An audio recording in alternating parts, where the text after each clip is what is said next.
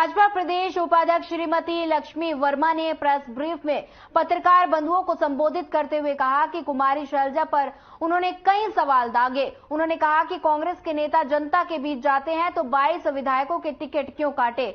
यूं तो कांग्रेस के तमाम नेता अपने अपने सर्वे करा रहे थे जिनका मकसद कांग्रेस 50 विधायकों की टिकट काटी जानी थी, लेकिन शेष विधायक कांग्रेस की भूपेश सरकार के भ्रष्टाचार में हर कदम के साथ खड़े थे, इसलिए वे अपने टिकट बचाने में कामयाब रहे। उन्होंने कहा कि कुमारी शैलजा इस सवाल का जवाब प्रदेश को दें कि उत्तर प्रदेश में लड़की हूं लड़ सकती हूं का नारा उछालने वाली कांग्रेस की महासचिव प्रियंका वाड्रा को ये पता है कि छत्तीसगढ़ में जिन 22 विधायकों की टिकट काटी गई है उसमें 6 महिलाएं हैं और उनमें से 4 महिला विधायक ऐसे हैं जिन्होंने पिछले विधानसभा चुनाव में भारी अंतर के साथ जीत दर्ज की थी। इन महिलाओं की टिकट काटे जाने पर कुमारी शैलजा कुछ क्यों नहीं कहती।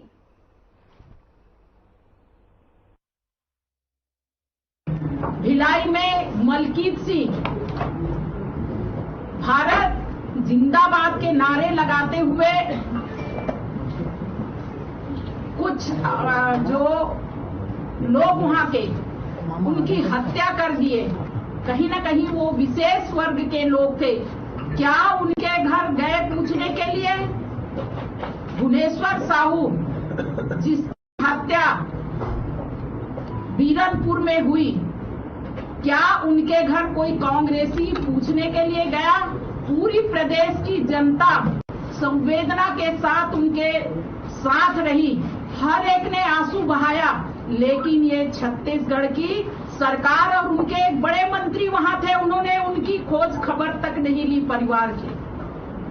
ऐसे मुख्यमंत्री जो छत्तीसगढ़ में है, ये छत्तीसगढ़ के मैं तो हमारी यहाँ की प्रभारी है शैलजा जी, मैं उनसे और एक चीज पूछना चाहती हूँ कि उन महासचिव राष्ट्रीय महासचिव हैं प्रियंका वाड्रा जी, वो यूपी में कहती है मैं लड़की हूँ लड़ सकती हूँ, लेकिन छत्तीसगढ़ में बहनों के साथ अत्याचार अनाचार की घटनाएं लगातार घट रही है। तो क्या वो अपने मुख्यमंत्री से कभी जानना चाहिए कि या जवाब चाहिए कि उनके लिए क्या कार्रवाई किए गए हैं, क्यों इस प्रकार से छत्तीसगढ़ जैसे शांत प्रदेश जो है अशांत हो गया है।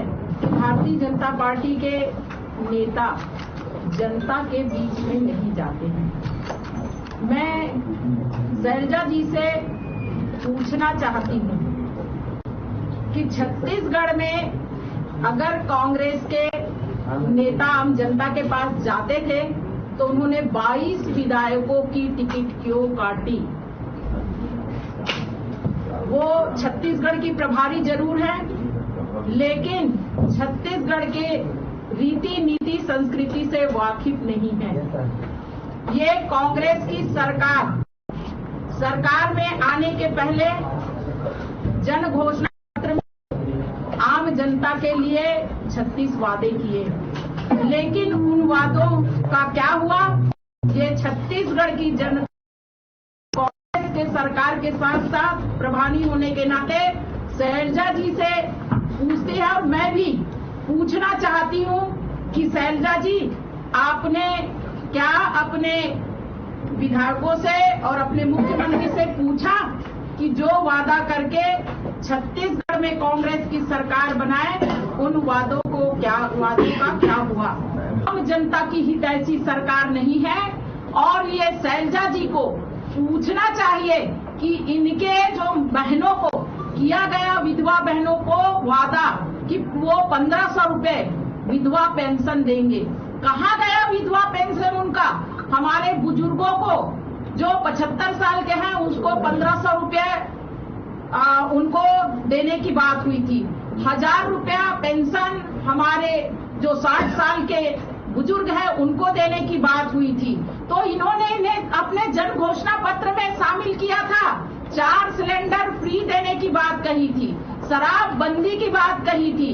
तो ये सारे वादे जो हैं उनको तो उन्होंने पूरा किया नहीं, लेकिन नया अभी ये जुमलेबाजी लेके आए हैं, फिर से ठगने के लिए आम जनता को ये सामने आ रहे हैं। लेकिन छत्तीसगढ़ की जनता कांग्रेस की जुमलेबाजी को समझ चुकी है। आने वाले समय में छत्तीसगढ़ की इनका विश्वास नहीं करेगी। मैं पुनः शैलजा जी से कहना चाहती हूँ कि वो ये जो बड़ी बड़ी बातें कर रही हैं कि भारतीय जनता पार्टी के लोग आम जनता तक नहीं जाते हैं, तो उन्होंने अपने 22 विधायकों की टिकट क्यों काटी? उसमें भी 6 महिला विधायकों की टिकट काटी, जिसमें कि हमारे शहीद परिवार के जो बहन है अनीता शर्मा जी, चाहे देवती कर्मा जी, ऐसे शहीद परिवारों के बहनों की टिकट काटी और ये कहती हैं कि ये आम जनता के